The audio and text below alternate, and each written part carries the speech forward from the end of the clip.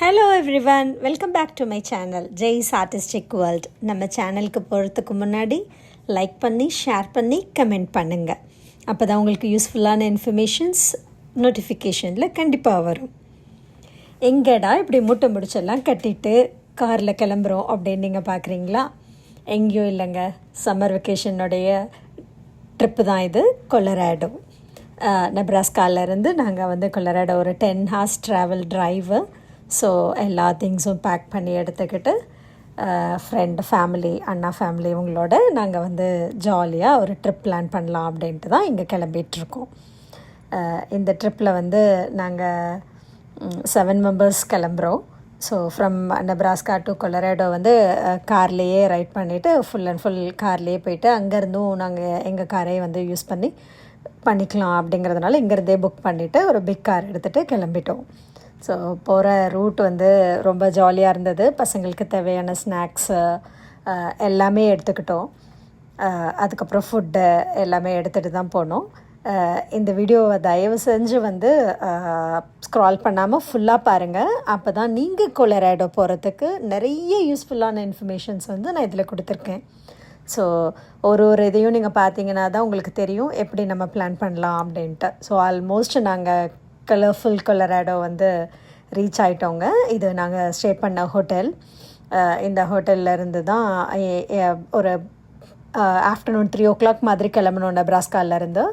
இங்கே அரௌண்ட் ஒரு 10-11 அந்த மாதிரி நாங்கள் ரீச் ஆகிட்டு ரூம் பண்ணிட்டோம், செக்இன் பண்ணிட்டோம். நெக்ஸ்ட் இன்றைக்கி Day 1 நம்மளுடைய ட்ராவல் ஸ்டார்ட் ஆகுது.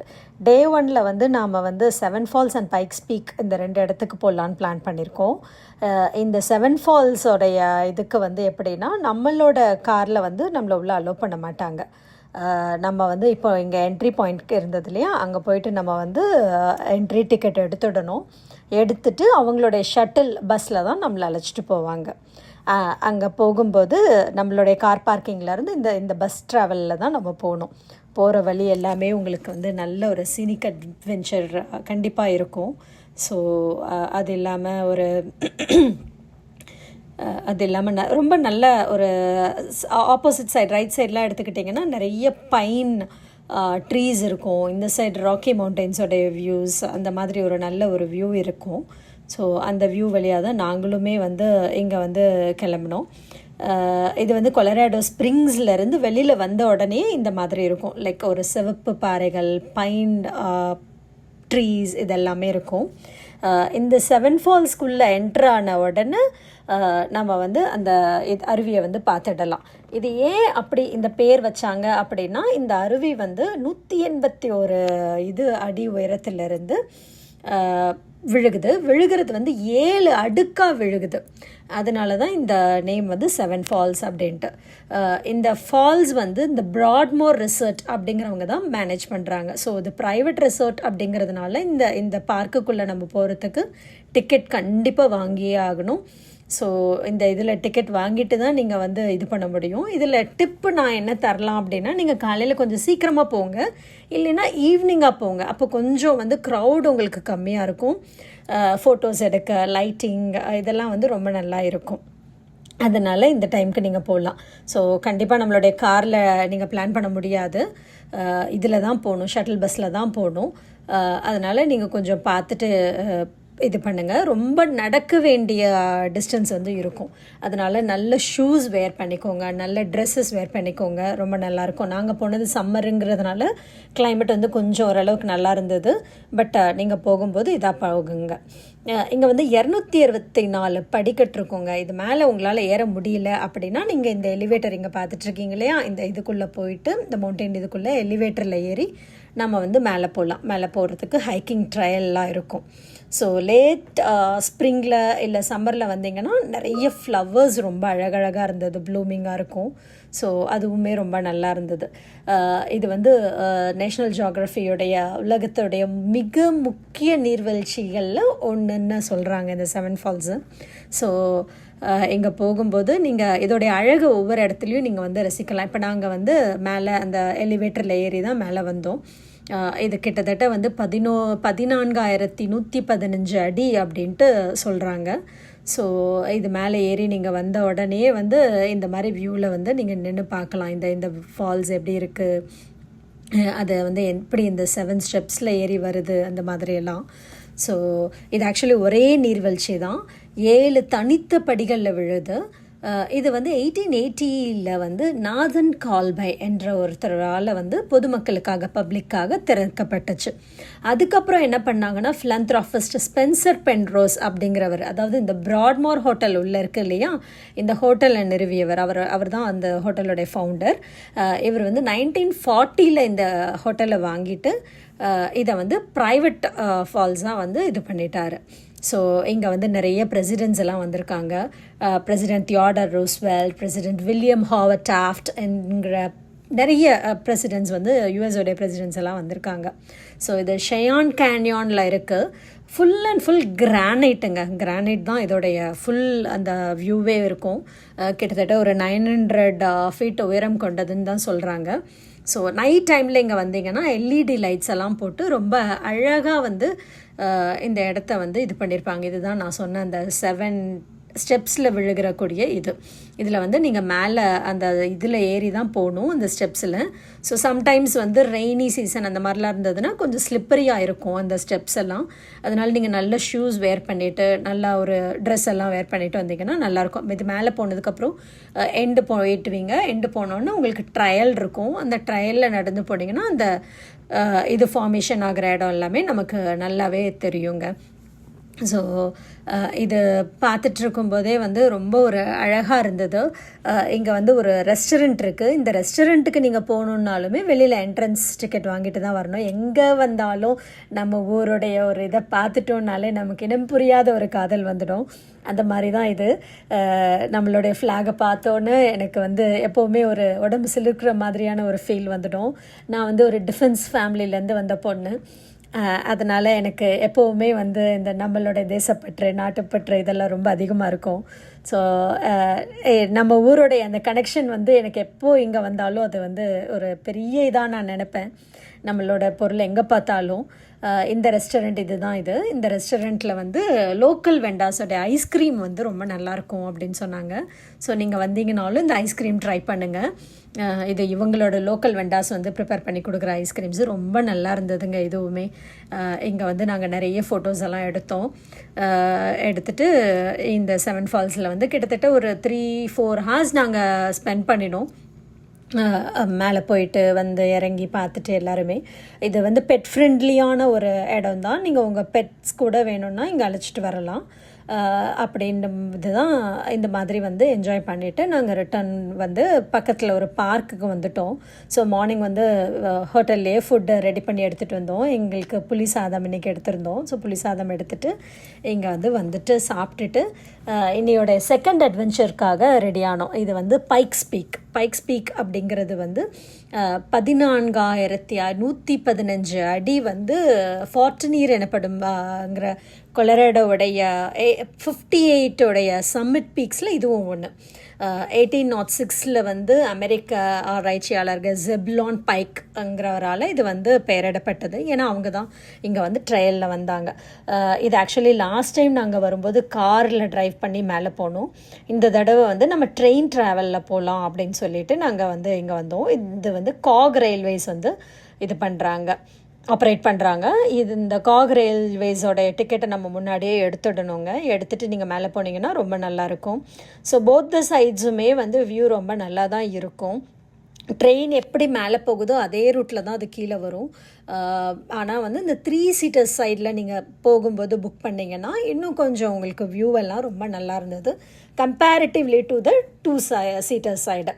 அதனால் நீங்கள் டிக்கெட் புக் பண்ணும்போது இந்த சைட் பார்த்து நீங்கள் இது பண்ணுங்கள்.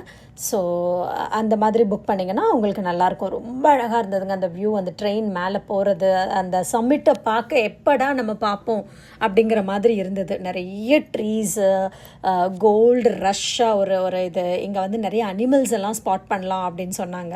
பட் நாங்கள் போன டைமில் எங்களால் எந்த அனிமல்ஸையும் ஸ்பாட் பண்ண முடியலை. இதில் வந்து ஆக்சுவலி 1859 வந்து இந்த பைக்ஸ் பீக்கோடைய கோல்ட் ரஷ் நடந்ததான். அப்போ தான் இதை வந்து பைக்ஸ் பீக் அப்படின்ட்டு ஒரு இது வந்து இருக்குது, ஒரு கேப்ஷன். பைக்ஸ் பீக் அப்படின்னு சொல்லிட்டு ஒரு சாங்கே இருக்குது. அந்த சாங்கோட இது வந்து அப்போ தான் பிரபலமாச்சோம். ஸோ இது கம்ப்ளீட்டாக பிங்க் கிரானைட், மெட்டமாஃபிக் ராக்ஸு இதெல்லாம் பேஸ் பண்ணி ஃபார்ம் ஆன ஒரு மவுண்டெய்னியர் இது தான் இது. கிட்டத்தட்ட ஒரு 1.5 பில்லியன் இயர்ஸ் வந்து ரொம்ப ஓல்டு அப்படின்னு சொல்கிறாங்க. 1893 வந்து கேத்ரின் லீ பேட்ஸ் அப்படிங்கிறவங்க வந்து இந்த சம்மிட்டு மேலே ஏறி பார்க்குறதுக்காக போனாங்களாம். அப்போ வந்து அமெரிக்கா த பியூட்டிஃபுல் அப்படிங்கிற ஒரு பாட்டு எழுதியிருக்காங்க. அது வந்து இன்னுமுமே இந்த நேட்டிவ் அமெரிக்கன்ஸ்க்கு வந்து அந்த பாட்டு வந்து கண்டிப்பாக தெரிஞ்சிருக்கும். அந்த அளவுக்கு அந்த பாட்டு வந்து ரொம்ப ஃபேமஸான ஒரு பாட்டு. இந்த காக் ரயில்வேஸ் எடுத்துக்கிட்டோன்னா 1891 வந்து இந்த காக் ரயில்வேஸ் வந்து உலகத்துடைய மிக உயர்ந்த ஒரு இதில் வந்து ரோட் ட்ராவல் பண்ணி நமக்கு வந்து ட்ரெயின் ரோட் போட்டு இதை வந்து கொடுத்துருக்காங்க. ஸோ வெதர் பார்த்துக்கிட்டோம் அப்படின்னா சம்மரில் கூட மேலே வந்து உங்களுக்கு ஸ்னோ இருக்குங்க. அதனால் நீங்கள் போகும்போது நல்ல ஒரு வெதர் ப்ரூஃப் ட்ரெஸ்ஸோடவே போகலாம். கண்டிப்பாக 30 டிகிரி ஃபாரன்ஹீட் டு 40 டிகிரி ஃபாரன்ஹீட்டுக்கு குறைவாக தான் இருக்கும். அதனால் நீங்கள் மேலே போகும்போது ரொம்ப ரொம்ப பார்த்து எடுத்துகிட்டு போங்க. ஆல்மோஸ்ட் நாங்கள் மிட் ஆஃப் தி இதுக்கு வந்துட்டோம் இப்போது அந்த சம்மிட்டோடைய ட்ரெயின் ட்ராவலில். மேலே போக போக உங்களுக்கு ட்ரீஸோடைய க்ரோத் வந்து ரொம்ப குறைஞ்சிடுமாங்க. இங்கே ட்ரீஸ் இருக்காது அப்படின்னு சொன்னாங்க. ஏன்னா ஜியாகிரபிக்கல் கண்டிஷன்ஸ் வந்து அங்கே ட்ரீஸ் வரத்துக்கு வந்து இதாக இருக்காது அப்படின்ட்டு. ஸோ இங்கே வந்து ஆல்டிடியூட் சிக்னஸ் வந்து நிறைய பேருக்கு இருக்கும். மேலே போயிட்டதுனால மூச்சு விடுறதுக்கு கஷ்டமாக அந்த மாதிரிலாம் இருக்கும். ஸோ வாட்டர் பாட்டில் கண்டிப்பாக எடுத்துக்கோங்க. உங்களுக்கு வாட்டர் கண்டிப்பாக தேவைப்படும்.